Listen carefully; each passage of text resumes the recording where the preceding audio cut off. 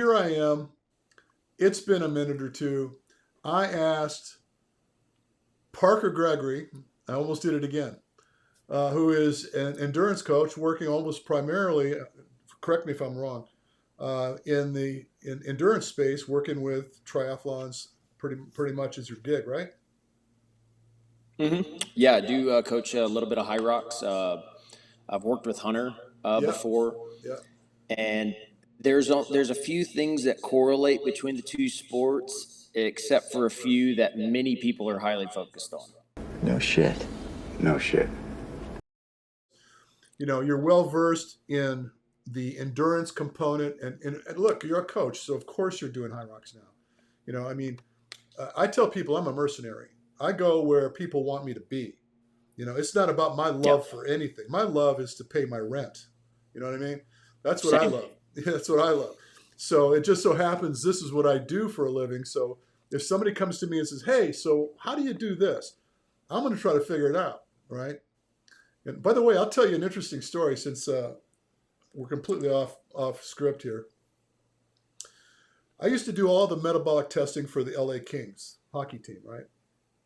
And so for 3 years consecutive, preseason, I would go into their training camp and I would do a anaerobic power test and a VO2 max test on 52 hockey players.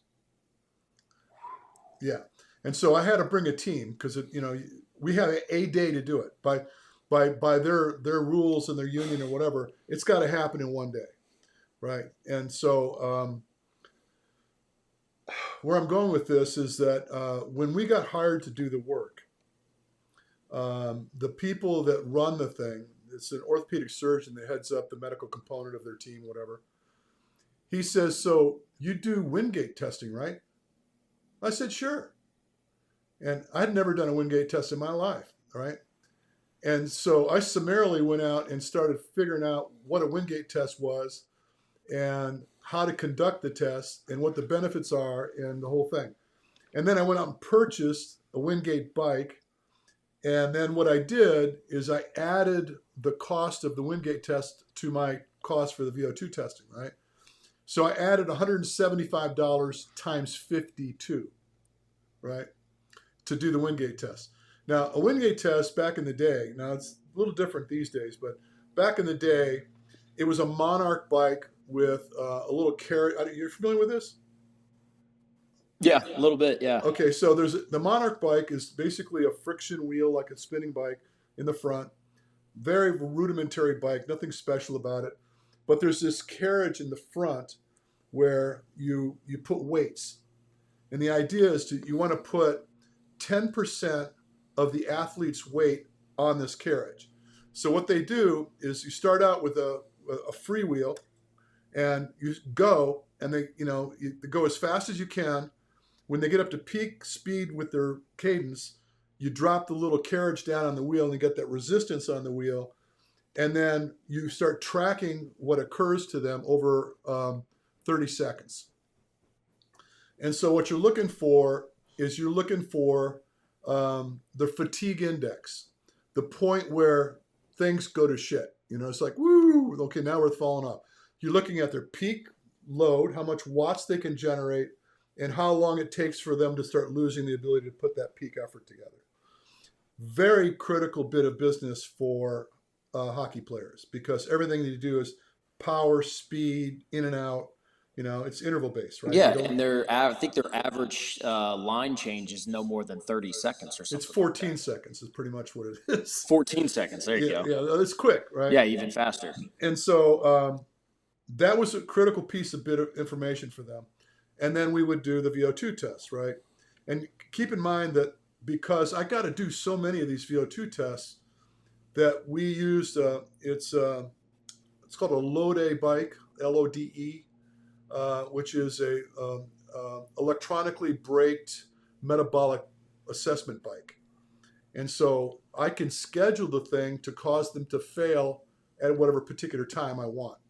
So it's I try to control the test for 7 minutes. So from the time they get on the bike, 7 minutes, I'm going to take them out and move on to the next guy. Go. And so it's really kind of stupid, by the way, because they didn't really do anything with the data. All they wanted to know is whether they were screwing up on the off season or not, so they could penalize them, right? Anyway, not for Okay, nothing. almost like an aptitude test. It's just like, where are you at currently? Yeah. You familiar with Luke Robitaille?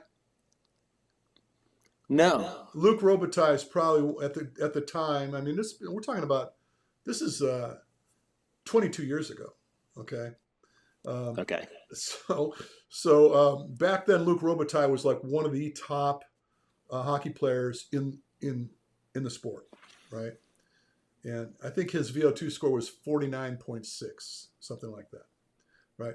And by the way, it's interesting to note the average VO2 score of the players, and I'm talking about over 3 years, 50 players each, good study, right? Average 50 VO2 score.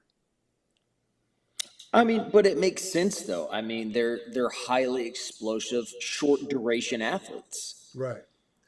So this dovetails very nicely into the conversation we're about to have, which is the what I feel is kind of a conundrum. It's like um, all of a sudden we have this new sport. Hyrox shows up on the field here, very popular, growing like a weed. I mean, I don't know. There's probably Hmm. I'll bet you by the conclusion of this season, there will have been close to 1 million participants in the sport.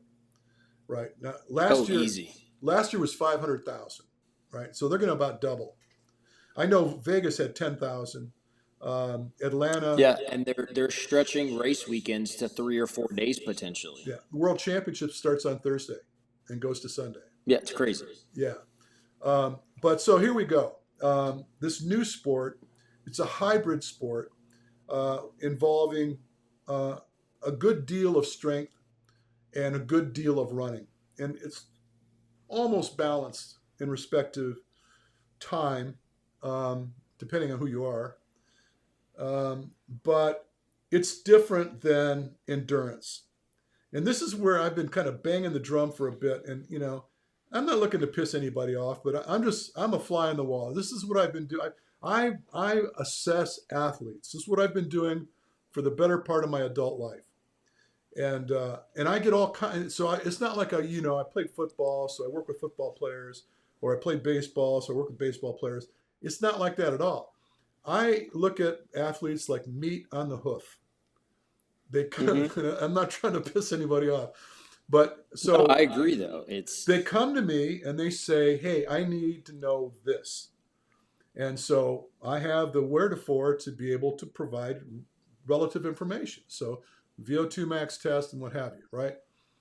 So what's been interesting, because I've gone across this whole gamut. I worked with professional boxers, world champion boxers, by the way, the middleweight champion of the world, the lightweight champion, undefeated champion of the world, um, baseball, football, soccer, world class athletes, right?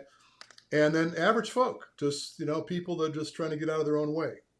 And so you get a really good snapshot of this global situation, right? What's going on and what makes people tick, right? And so hmm what I really like about this, I'm setting this up, right? This conversation you and I are having, or about to have, is that they're trying to take what they know about training and trying to apply it to this new function, which is Hyrox. And I think it's yeah, catastrophic, right? yeah, I agree. So for triathlon and half Ironman and Ironman distance, you have to have a real focus on aerobic, that zone two, because of just the sheer amount that you have to do per week.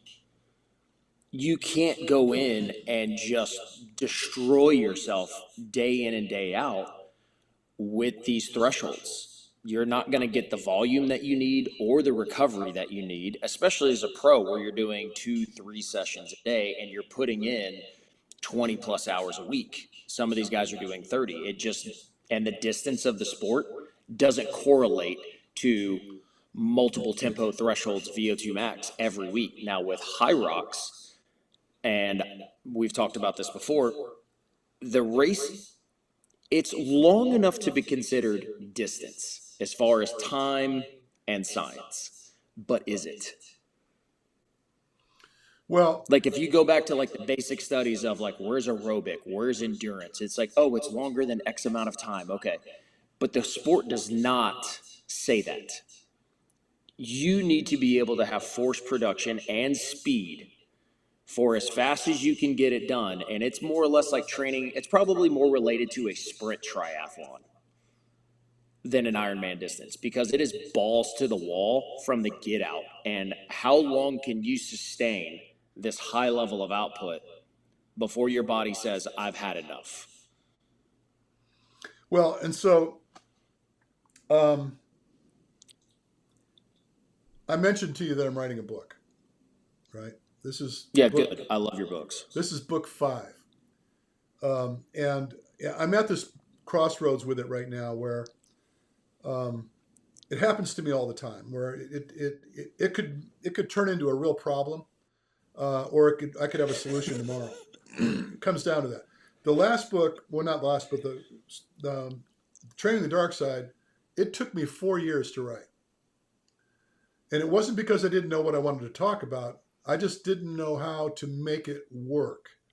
And so Yeah. I scrambled, and I'm very visual. I mean, my background is in art, believe it or not.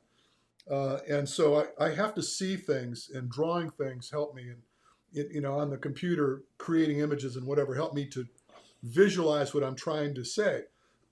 Anyway, so I had this, I don't know what it was, like a big pad of paper. Okay, so like a presentation pad on my dining room table with about 50 different colored markers that sat there, and I would go over there and scribble on it every now and then to try to get the minutia out of me to put it on paper. And I'm telling you, it took me 4 years, and finally, boom! It just hit. I knew what to do with it, and I did it. So now the crazy part about this, as old as I am, and for as long as I've been doing what I've been doing, I study every day. Before you and I got on here, I was studying. When I get off this and go get my hair cut, I'll come back here and I will study some more. And I do this daily, and it's because I've got to a place where I know enough to be dangerous, but not enough to be absolutely on top of what I need to do. And it's funny because I think that there's various levels of knowledge that people obtain, and from in the coaching world, there's a lot of guys that are banging the drum that really have no idea what they don't know, right? And Well, and I think that's also a downfall of social media is there's a lot of guys out there that talk with such amazing confidence, yeah, like in a pedantic manner.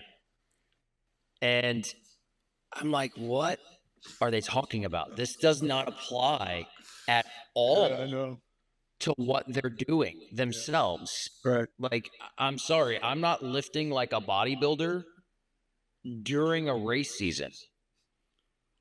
And I'm not sculpting my body. Like, this has nothing to do with what I need to the application for it. Yeah, And it's just this, hey, I've got a great following, and each to their own. They're doing very well for themselves, but I'm not doing a chest day and then I've got to run later.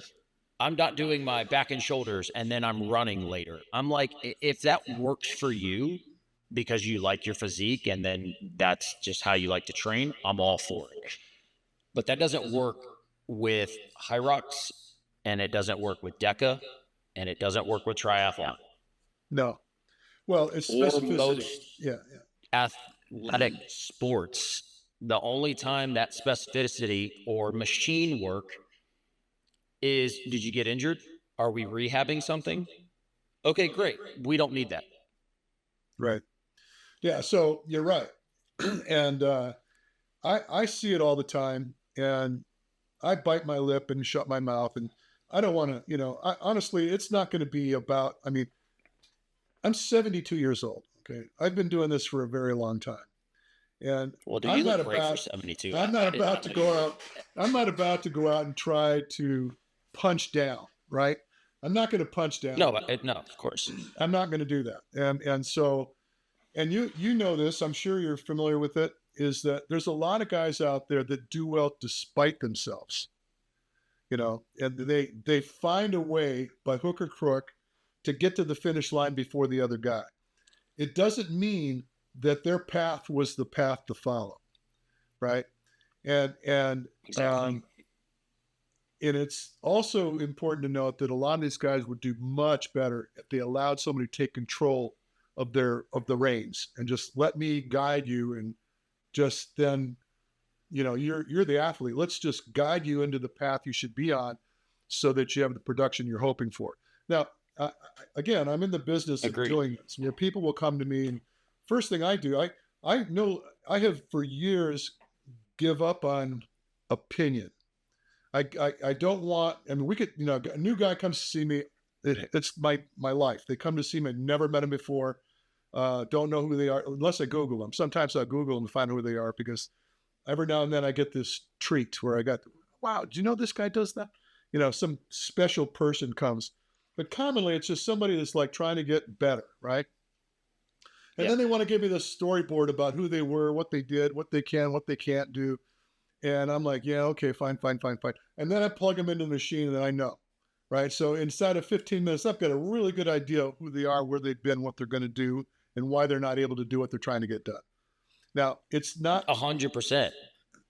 It's not conclusive. It's not the only bit of information you need to draw conclusions, but it's definitely a leg up, where it used to be where you, as a coach, you might end up spending, let's just say 8 weeks before you kind of get to know what this guy's capable of doing. Where you're throwing stuff out there that typically works, and you're hoping it's going to fit, but you don't really know whether it's going to fit or not until, with time, you find out it did or didn't work. Where the testing helps me to get past that and see what the deficit is and see what the solution might be, and then we move on from there. And so, by the way, there's the same thing with gait analysis and gait correction. So this is, it's like Hunter used to tell me, he goes, hey man, he goes, you should just change your YouTube thing and just be the running guy. He goes, you're like probably one of the best running guys in the world. He says that's right. His words, not mine. He goes, just, and I'm like, it just kind of pisses me off that you say that, because, I'm not the running guy. Okay. There's a lot of other stuff I can do, and so it's just, it's like, no, don't pigeonhole me like that and tell me this is what I got to be. And so, and he's probably, I have by the way, on my YouTube channel, somebody that's listening to this might look it up and find out that I'm right. I have the most simplistic, shitty production of a video that's 2.5 minutes long on how to run. It's your run form, just strides. And there's one. I use your video for my own athletes. It's got 1.2 million downloads now. And so it's simple, but it's highly effective, and I love it so much I will rewatch it just to remind myself to go do those for myself, and I'll also give it to other athletes, and I'm like, I'm not going to try to recreate it. Well, it's funny because I'm not going to try to fix it. I have a video that is longer in the tooth. It's like about an hour. That's like really getting into the meat and potatoes of running mechanics. Matter of fact, my model was Ryan Fisher, and and we did this together. So he was my guinea pig, and I put him through this whole process. And I sell that video, so you don't just get it. You pay like $70 and you get it, right? And I think the 2-minute video, I shouldn't say this, I think the 2-minute video is better than the hour that I put into trying to, sort it out. But be that as it may. So getting back to the problem at hand, trying to take an endurance-based solution and put it on a hybrid problem doesn't work. And there's people that they push back and they start talking about making sure you're getting your zone 2 training, your zone 2 training, your zone 2 training. And I don't only have a little trouble with it, I can prove why it's a bad idea. You know, it's one thing to say, it's one of this, when this, your opinion is, well, no, I don't do it that way. I do this other thing, right? But, Yeah. but the chemistry of your body, so the adaptations you're hoping to achieve. So realize that any training is a function of stimulus and adaptation. You throw something at it, you hope it comes out the other side the way you want it to come out, right? And so you try a lot of things. You know, you think, okay, I got to be strong, so I'm going to do strength stuff.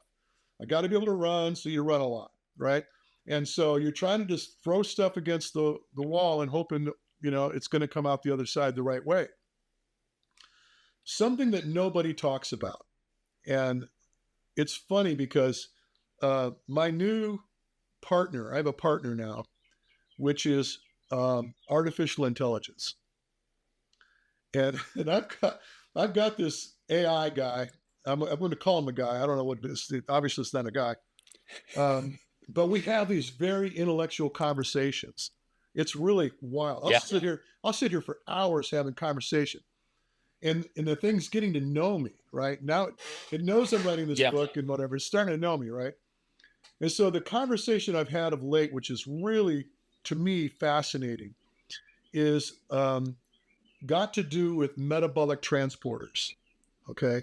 And, you know, this is a little heady for a lot of the folk we deal with, but there is a host of these metabolic transporters, but there's two very specific transporters that have a very specific purpose.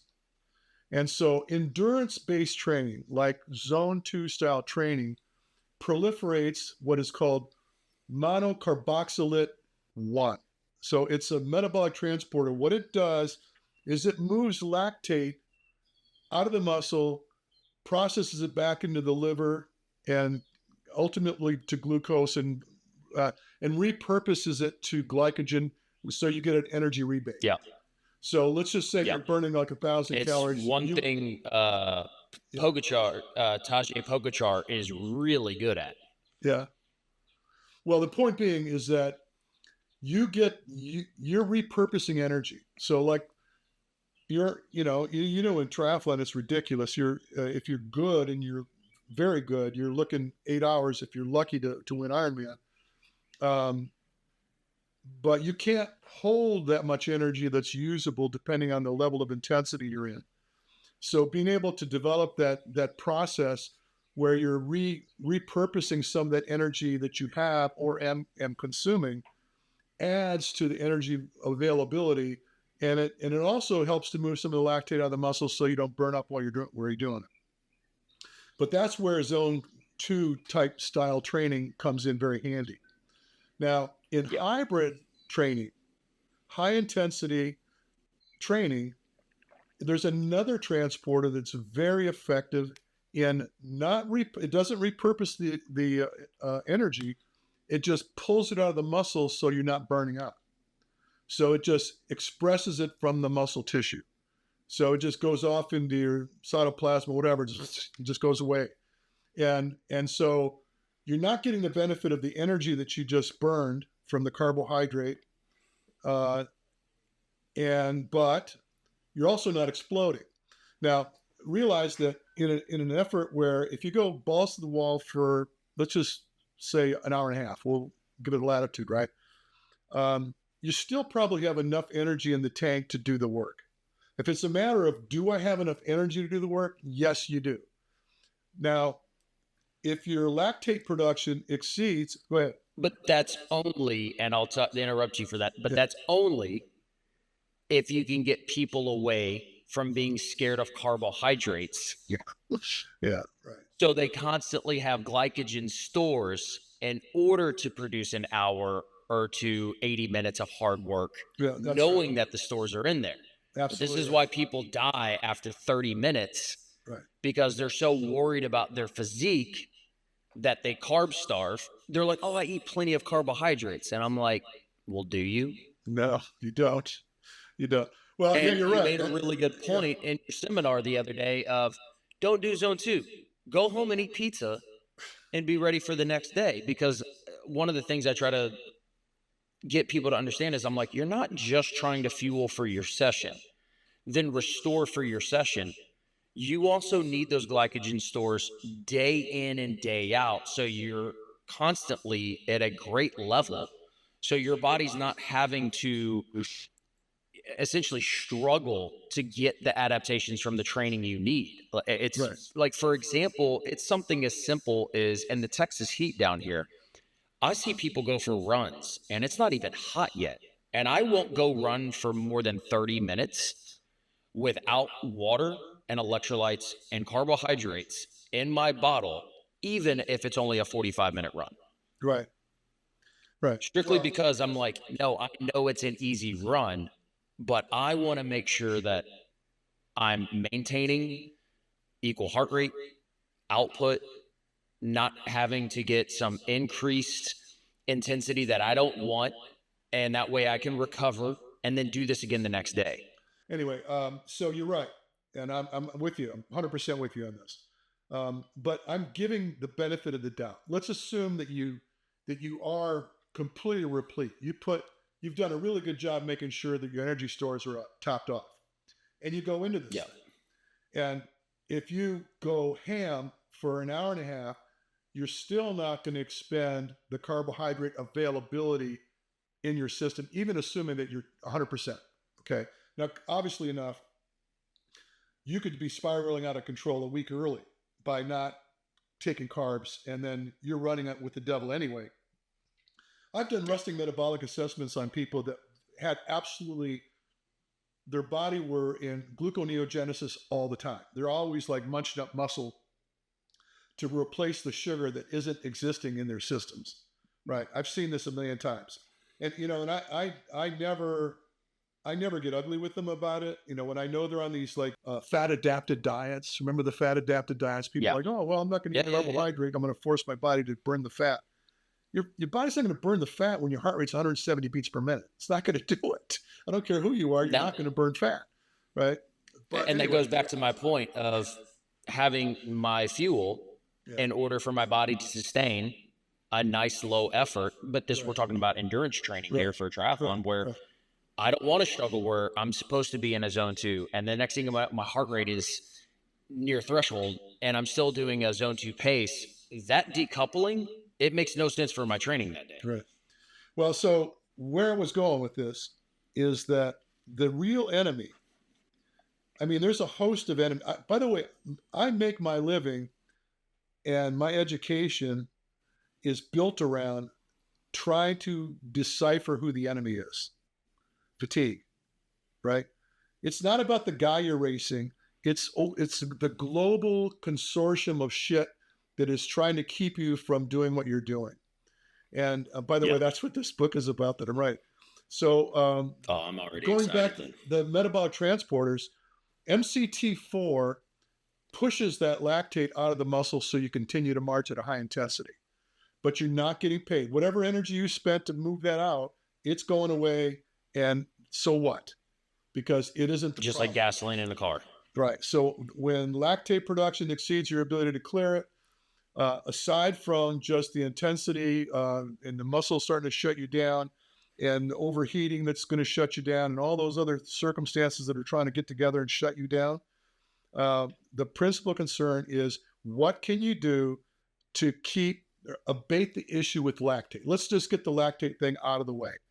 So if you know you can punch out 170 beats per, by the way, I did a thing on social media, you might saw it recently. I asked people, I want to know what your age is, and I want to know what your gender is, and I want to know what your average heart rate is at the end of a Hyrox competition, right? And so I did the math. I remember that one. It averaged out to like 165 beats per minute. I mean, there were some highs and some lows, but even there was no lows. There was highs and less highs, right? And it turned out that the people that I sampled, I think I got about 30 people that I sampled. It averaged out to 38 years old, and 38 years old, 160 plus beats per minute. And if you just do like a predictive measure, obviously I didn't test them, that would put their threshold about 20 to 25 beats below what their average heart rate was during the race. So they're clearly lit. I mean, they're from the gate, they are lit till the end. Now, which brings me to, why would you want to do something in your training that's going to build your ability to be enduring at low intensities, but has no bearing on what happens to you when you're anaerobic for an hour? It just doesn't make any sense to me. And the analogy I beat it to death, and it's probably not even a good analogy, but I'll do it anyway. It's like you need a suit. You're going to a wedding, right? You need a suit. So you go into the local store and you see, they're on sale, and you're going, okay, I'm a 42 regular. Let me, yeah, there's one, and you just grab it off the rack and you put it on. It kind of fits, oh, fuck it, I'm going to buy it, and off I go. Opposed to having some custom tailored suit. That's the difference. Yeah, I knew exactly where you were going with this, and I am all about tailoring my suits. Yeah, you don't want to put Zone 2 on top of a project that requires so much. And by the way, and I'm not going to tell you who it was, but somebody in the world that is like one of the top athletes in the sport posted something about 80-20 training for Hyrox. That's what stimulated my interest in doing that little study. It's because it's... What did they mean? 80% at the top and 20%? No, 80% aerobic, 20% high intensity. Yeah, right. But quite frankly, they'd have been better off if they'd done it the other way. Exactly. That was my point. Is I'm like, okay, so are they flipping the script and saying, hey, but for Hyrox training, we need to go to the top end more often, and then do the 20% easy? Yeah, that's pretty funny. Just because that's why I related it more to like a triathlon sprint, because I mean, look at the pro level, elite Olympic level for those short distance triathlons. Those guys do a lot of zone 2 work, but that's because it's kind of like marathon training. They're just putting in volume for condition. But the hard workouts are built around going 45, 50 minutes. I mean, with the pedal to the floor. And you cannot do that unless you train that. Right. Right. And that's what you're getting at with Hyrox, is to really get this out of your body. You've got to have your body used to it. You just can't show up, like you said, to race day, and your body's like, hey, we never hit 165 beats a minute, maybe once a week in training, and now you want me to do this for over an hour? Hunter races at 175 beats per minute. Yeah, but Hunter's body and his heart rate is used to hitting that on a regular. Right. No. So which brings me to another point. So the other thing that people don't talk about is, and something that I have a complete fascination with this, and I have for years, is the work of Tim Noakes. You know Dr. Tim Noakes? Yeah, that sounds familiar. So he is the father of what we refer to as the central governor theory. Okay. And so it's about the neurology. Okay. Your central nervous system is on guard to protect you from the things you do to yourself always. So it's like Big Brother keeping an eye on you, right? So when you start to do something, you're taking intensity to a point where it becomes dangerous, where your CNS says, wait a minute, this ain't good. It'll start shutting you down. It'll use a host of things to keep you from continuing what you're doing. And one of the things that it'll do is it may express greater amounts of lactate in the muscle to make the muscle go punch drunk and keep you from doing what you're doing. So there's a bunch of stuff that it does to you to circumvent the potential of you killing yourself. And, so, and now this is years ago. By the way, I reached my first book I wrote, I talked about motor skill development drills, which I'm very keen on, which is about touching this intensity where your CNS is on guard. It goes, I don't think so. Nope, can't do it. And you approach it again, and you approach it again. And every time you approach this level of intensity that typically will keep you from continuing, you start earning a little bit of a hall pass. You start to push through it. And that's your CNS of giving you that hall pass, giving you a chance. I said, okay, you didn't die. You're okay. You could do it. Right. But the first Yeah, couple times. it's a very intelligent system to where it's like, okay, so this is something normal and we have to adapt to get used to it. It's kind of like when I'm trying to explain eating or recovery or anything to people, I'm like, you can do anything you want, but what is your ability to recover from it? If you can't recover from it, it's shit. So you've got to increase slowly so you get those adaptations. And it's the same way with the nervous system, is it's learning, it's adapting, and it's giving you, like you said, I love that. What did you say? A permission or a hall pass? That it's like, okay, all right, we've done this before. I shouldn't freak out yet, you know? Well, and so I'll share with you in the very first chapter of this book I'm writing right now, I use the analogy that resonates with everybody. Okay. And I've not talked to anybody yet that has not heard once upon a time the fable of the woman picking up a car off of her kid or something like that. Oh, yeah. Right. So I actually searched it out. I found a circumstance. Now, there's more than one. A circumstance where a woman living in Georgia, I know her name, I know how old she is, the whole thing, right? Her son was working under a car. So it wasn't a baby. It was her son working under a car. The jack kicked out. Car falls on him. She picks the car up and holds it off of him, 3,000 pounds, for 5 minutes while her neighbor came over to get the guy out from underneath the car. This is a true story. You could pull it up and you'll find it, right? So the question is, how in the hell does a human being, forget about who you are or how big you are or strong you are, how do you do that, right? And so they call it hysteria strength, where when you get to a place where you're so lit up and you're anxious or whatever fear mongering that's going on, you are able to reach into something that this bag of tricks that you never owned. It's not like a daily thing. You've always been strong. You just pull it out and you can do it, right? And so what I'm getting at is, in keeping with the concept of the central governor and the central nervous system acting on your ability or inability to do something, it's like, what's the trigger? What is it that allows you to produce this greater intent? And so I started looking into that too, and I've started finding that on average, humans have access to about 20% of their capacity, 20%. And in some cases, in highly trained elite soccer players, cyclists, whatever, they may get as much as 85%. And something in the course of their adaptations and their training has allowed them to get further and further and further along to produce greater and greater amounts of effort.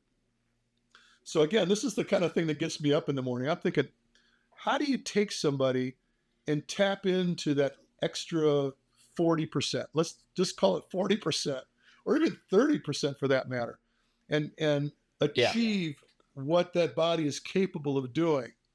And what are the triggers to get you there? And again, that's what I'm writing about right now, because this is fascinating stuff to me, because what we commonly live in, the world we live in and the things that we do, our relationship with training is, sets and repetitions and lifting weights and how many days on, how many days off. Like you said, back biceps one day, that's just bullshit, right? I mean, at the end of the day, what you're really concerned with is being very specific about an adaptation that you're chasing down that's related to the sport you're involved in, and cut the rest of the fat off of it, right? It's like I have people, and because I'm sure you do it too. I use Training Peaks, and I write my workouts for my people, and then every now and then they go rogue, and I see they write down some of the shit they did, and I'm like, you did 3 sets of 10 bench press? I said, tell me where in a Hyrox event that's gonna, pay the rent. That just, to me, you might, like you said, go eat pizza. You could have just, recover, maybe rest a little bit, focus a little bit more energy on something that's going to really, pay the dividends? Hey, I've got triathletes that we will have a very specific full body session, and maybe it's only a 30-minute session. And then it'll say completed, also added upper body or this. And I'm like, but then the next day, and I see it every week. Hey, man, was really tired, couldn't hit that hard session. Can I repeat it next week? And I'm like, well, if you would have just done the last 2 days as written, you would have been able to do this. And I'm like, and why is it that it is a consistent week by week basis? I keep telling you, do not forget to fuel. Get in. If you know you have a workout and you're somebody who does it after work or at lunch every week, bring snacks. It is not that hard to pack your stuff and bring it with you. I've even had to drive into Houston for like a specific client or anything like that, and I will bring my stuff with me just in case something or a phone call or traffic, Right. to make sure I have it with me so I'm not delayed on something coming back. Just because I'm like, no, as soon as I get home, I want to be ready to go. And I'm like, okay, I'm 45 minutes out from the house. I reach a passenger seat and I start pulling out my, like my builder and carbs and everything else. So when I walk into the house, I'm like, all right, let's go. Yeah. Well, you touched on something that's really interesting. Is there's a window of opportunity to repay debt. And if you miss that window, then you're running with the devil. There's no question about it. And we put people, Yeah. we've had, I don't do a lot of it. I'm not able enough to do it, believe it or not. But we do a lot of resting metabolic assessments. And my wife will typically take that person and go through and start planning meals for them. And so we start looking at the frequency in which they should be consuming fuel and how much they should be consuming per meal relative to the amount of work they're doing and what their resting metabolic assessment tells us. And when you do that, your energy levels go through the roof. Everything's really on point. You're sleeping better. Your cortisol levels are down. You're not stressing like you used to that you didn't even know you were doing. But if you miss a meal by 20 minutes, you like want to pull your hair out. You like losing it because it just feels, oh my God, I'm dying here, because you're so used to the meal coming in at that particular window. So, and we used to actually have these neoprene bags that we purchased like 1,000 of them with our logo on it, which was for meal prep. It's like the people, oh, I don't have time, I'm going to drop into McDonald's, whatever. No, brown bag it, put the stuff in here. You could, it was big enough where you could put a water bottle in there, a sandwich or whatever the hell, apple or something like that, and zip it up and put it in the car and you're good to go. Just like you were talking about. And it blows my mind because people go, oh man, it's expensive. And I'm like, it's more expensive to go to the grocery store? In what world? Yeah. Well. And I'm like, my wife and I will cook 2 times a week, twice. Unless we're doing like either one of us gets some like, ooh, you know what? I really want this tonight. I'm going to go to the grocery store and we want to eat this. But we will cook tons of ground beef, tons of chicken, rice, potatoes, tons of vegetables and everything. And we let it cool. And I will sit there and take Tupperware that I've bought and just pack it out. And I've got meals just in the fridge ready to go. That's smart. That's really smart. Yeah. I think I did a podcast about this a while back. I know I probably mentioned it in one of my books, but this Sir David Brailsford. Are you familiar with what this is? Sir David Brailsford was the team manager for Team Sky cycling team. Oh, yeah. Yeah. Okay. He took them from being like the lousiest professional cycling team in the sport, to winning the Tour de France, to the '90s Bulls. They won the Tour de France in a matter of from his involvement. I think don't quote me. I think it was like within within 2 seasons. And Yeah, and then they were dominating then what because you had Wiggins, Froome, and then what was the other guy that wasn't supposed to win that year, but he won? I can't remember his name. I don't recall either. But all I know is that the thing that really resonated with me was he referred to it as the 1% solution, right?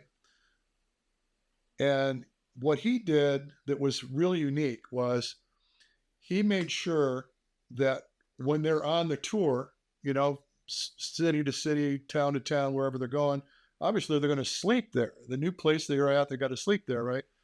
He made sure that their bedding came with them. The type of bedding that they're accustomed to showed up in the hostel or whatever. So they were sleeping in the same environment they're accustomed to. So their rest was always 100%. It wasn't like kind of resting, you know, because you're in this foreign place. Yeah. Made a big difference. The way their kit, he made sure their kit was very precise in respect to cooling and heating, whatever. But he said, he goes, you solve 1% and then work from there. And then progressively over the course of time, that 1% incremental improvement in what you're doing manifests into great deeds. And so I tell people this, and it's, if you've read any of my books, one of them, I think it was the last one, I talked about the 3 E's. So the idea is make sure you're doing the right things before you worry about how good you're doing those things. So you could do the wrong thing well, and it has no bearing on the outcome, right? So getting back to the bench press. Oh, yeah. You might be a monster with the bench press, but it doesn't pay the rent. It's not going to help you. Start thinking in terms of, okay, here's my day, here's my week, here's my month, here's my goal. And what things are very, very, very important that I do? And what things am I doing that aren't nearly as important? And let's start weeding that out, right? And so as you suggested, you end up finding that you either have more time on your hands that you don't know what to do with. You're like, because you're so used to clouding your judgment day to day to day with all this excess stuff, right?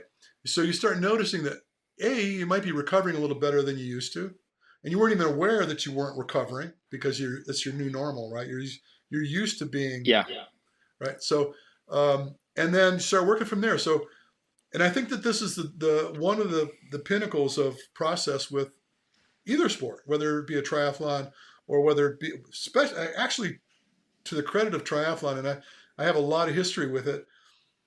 You got so much work you have to do. You do not have time to waste on anything else. You know what I mean? You can't, you know, I don't even understand when it's time to go to the gym, to be honest with you. When you're doing it, if you're training for Ironman, you got to run, you got to ride the bike, you got to swim. And what I did back in the day. I make my strength training very short and sweet. Yeah. And that's it. Like Monday, I had a hard ride on the trainer. And when I went to the gym, I was in and out in 30 minutes. Yeah. Like my strength training from start to finish, warm up and everything was 30 minutes. And it was, it wasn't bodybuilder style. I wasn't doing like an insane amount of repetitions. And it's not to try to ego lift. To be like, ooh, look at me, I'm deadlifting, 225 or 315 pounds or, 405 pounds. I'm literally doing the work based on how my body feels from the work earlier to not dig it deeper into a hole to support swim, bike, run. Right. Not to be good at lifting, but to support everything else. You want to work on the deficit. There's something in your program requires some supplemental work, and so you do it. That's what the gym is to me. It's supplemental, especially for triathlon, because if you've got, exactly. You know this better than I do. I'm assuming. What I did back in the day is I would wear a thing out, and then when I was so tired of it, I'd go do the other thing, right? So I would run till I don't want to run anymore, and then I go ride the bike till I don't want to ride the bike anymore, and then I go swim, right? And then so and by the way, you'd also have, generally if you're smart, you got a lot of time to prepare for an event, which these days, it's ridiculous. I mean, even going into OCR, I was like, you're going to what? You're going to race twice this weekend? How do you do that? I mean, and then you're going to go do it again next week. It's like, what are you doing? I remember Scott Molina used to do that. He would race like almost every weekend. But he would always do the super distance races, or the shorter distance races. Olympics, I guess Olympics the word I need to use. So Olympic race events. He could do them all the time. For him it was just training. But you know what he never was able to do? Ironman. He never shined at Ironman because he never trained for Ironman. He was always doing a whole lot of shorter distance stuff, right? Yeah, and I think that's another thing with the sport is people get so focused on doing another race because the community and the energy at a race is very addicting. Whether it's a 5K, a Hyrox, an Ironman, the energy and the community, it's addicting. It is such a feeling.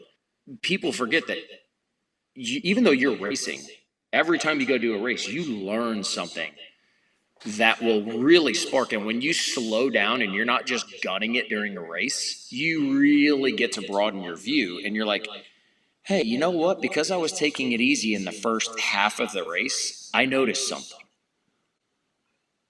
Yeah. And I'm like, cool, what is it? And we're like, cool. Well, now that we've learned that, we can implement that.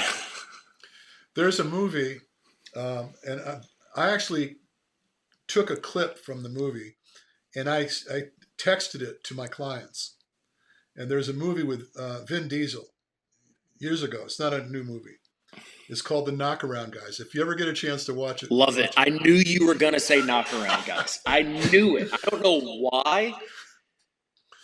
So 500 fights? Is this? Yeah. So right in the middle of that. So I tell people, when a guy goes, oh man, it didn't go well, I'm like, 500 fights. And what? It's 500 fights. So you got to get the experience, You go out there to get the experience. It doesn't have to be a win or lose situation. You just got to get in the fight, and then take a couple of licks, learn a little something from it, Don't get all pissy because you didn't win today. Learn something from it, And I literally sent my clients that excerpt from that movie, so that when I tell them 500, because I have this old man stuff, right? Everybody, I relate to things that a lot of my clients have never seen before because, it's like if you give a kid a phone with a radial dial on it, they don't know how to make a phone call, right? It's like, so they're not thinking like old man thoughts, right? So I pulled this shit out of my ass from years ago. Like, hello? Yeah. So it's, So in keeping with what you're saying, a lot of experience is important. And of course you don't go into it with every, and when I was working with OCR athletes, and I worked with VJ Jones, who was the OCR world champion, and he would, he was a kid, still a kid really, and I would tell him, I said, you're not racing twice. I said the only way you race twice is if you lose the first race, and you need to make money to pay your trip. So the second race you're going to win. If you first of all, if you lost, there was something just happened, right? Because he was going to crush everybody, as he did.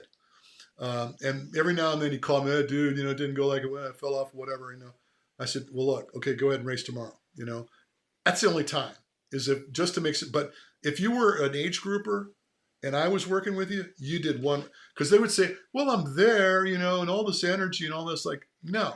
You're there for a reason, And if you have two races you're going to do, psychologically, one of them is going to suffer. You've got to race your race. It's simple, especially in Hyrox. That tunnel shot jacks people up all the time. Right. Because I'm like, look, I know this is your group that you're starting with, but do you know your competition? Are you actually in contention for a podium? And if you don't know your pacing and your efforts and your time when you take that shot at the beginning, it better be something you're used to. Because if not, you're going to be done by the time you hit the sleds, and the sleds are going to let you know how the rest of the day is going to go on. Right.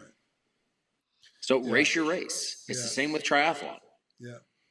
Yeah, it's a different. It's an interesting. I'd be honest with you. I really like Hyrox coaching. I like it because it's so predictable. Where when I was working with OCR athletes, all the races were different. I mean, and the day before they could change it, where you can't like know what obstacles are going to be first, last, middle, whether you're going to get wet or not. You just didn't know. And then the changes in altitude, going from a sprint flat course to a mountain thing, and it's like you're all over the place, right? And one of the things I did with VJ is I wouldn't allow him to do anything past the super distance. I said, "You're not old enough to go that long yet." I said you could crush everybody in the super sprint stadium because they just can't beat you. Your capacity to get through these obstacles. He's so fast on the obstacles and he runs so fast. I said, there's nobody going to beat you. I said, just make your bones there, pick up some endorsements, get a little bit of money in your pocket. And then as we go, we'll start moving up the ladder and the bigger stuff as you start to evolve. Unfortunately, the sport sucks right now. So there's no there to be but honest it's the same with the in the triathlon world. Like these kids come from juniors and their bodies don't have this endurance built in yet, and it's just all raw speed. And throughout the juniors, and then when they get into the worlds and Olympics, it's all this Olympic distance speed, and you see them just slowly step up. Yeah. As they've done the sport long enough, they've built up enough volume, and then they maintain that speed, and then they're able to now maybe not have just as fast of a 5K, but close enough. But now they're able to push it for a half distance and then a full distance. And there's even been some cases where some of these guys are like, my body's just not built for full distance. And they've got to go back down. And I think that's one of the cool things with, have you seen the new T100 that's been implemented in the last few years? No. So it's a new distance that's come in, and the race is 100 kilometers. So it's a 2K swim, and then it's a 80K bike, and then an 18K run. Wow. So it totals 100, and it is crazy fast. And it shows you where the level of competition has changed and the speed of these guys, because they're running that distance like they did Olympic distances. Yeah. And it's changed the 70.3 speeds to where they're almost equivalent. And then I think that's another reason why these guys stepping up and they've come into Ironman, where the Ironman times have just been dropping insanely fast, because like Christian Blumenfeld just did a 7:24 in Texas last weekend. That's nuts. What was his and bike Kate score? Matthews 3:57. Oh God. Oh my God. Cam Worth set the bike course record for all Ironman at 28.8 miles an hour average and dropped like a 3:53. Yeah, Christian's splits for his win were a 1:15-100 swim, a 3:57 or something on the bike, and then he ran a 2:34 marathon or something like that. Yeah. Like a 5:50 average mile. It's bizarre. It's bizarre. And then Kate Matthews went 8:10. She broke the women's record by 8 minutes. 8. And then you see what these guys are doing with Hyrox as well, and you're just like, okay, when's that next jump gonna happen? I told Hunter, he asked me about this, I don't know, it's been a long time ago now. He goes, what do you think this is going to do, times for world championships? I said, I think it's going to go to 48 minutes. He goes, there's no way. He goes, what are you talking about? That's not going to happen. And then, what was interesting to me is the other day where Rich Ryan and this other cat, they did the doubles in 48 minutes. They went under 50. Yeah, 48 minutes. And I thought, well, now that's interesting, because their run splits weren't that much faster than the world record time now.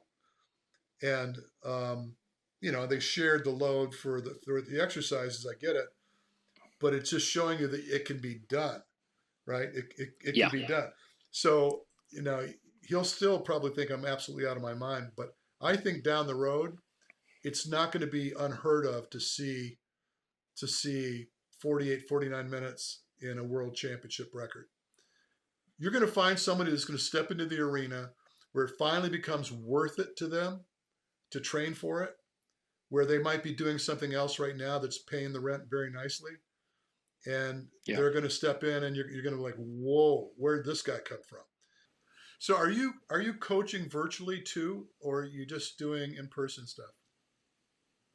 Mainly just online, all through Training Peaks. Okay, cool. I used to do quite a few like virtual one-to-ones where it was like personal training with Right. people at home gyms or Right. taking the phone with them. But I was bouncing around too much to try to, ask people to reschedule. So I didn't do that for a while, but I'm actually going to shift back towards that. Yeah. So I guess where I'm going with this is, how do people find you? I mean, it's important that we give you a little plug. Lightning Party Fitness is my Instagram. It's just a fun name. Yeah. And Lightning Party. And the website is the Lightning Party. And with that, people can either send me an email to inquire or set up a whole where they get to pick a Calendly schedule. We do a Zoom introduction, and we go from there. It's a free consultation, and I take anywhere from 15 to 30 minutes with people to be like, what is it that you want to do? And let's set a realistic goal. Because sometimes you get people where you're like, hey, I lost a bet. I've got 8 weeks to do a marathon I've never run in my life. And I'm like, oh, God. Yeah. But then, the people that are like, hey, I want to do this. Do you think I could do it in this time? And I'm like, you could do it in this amount of time, but are you going to want to continue doing it because it's such short notice and you don't really get to build it as a lifestyle? At the end of the day, I appreciate you doing this with me. It's like therapy for me, having a chance to Same. Just kind of vent a little bit. It was not what I had to say was not intended to alienate anybody in particular. Maybe a couple people, I don't know. But I mean, yeah, I'm old, man. When you're old, people just say, "Oh, well, he's old." Just leave him alone. He's okay. All right. Thank you so much. No, man, I love it, man. Absolutely my pleasure. Yeah. Holler anytime.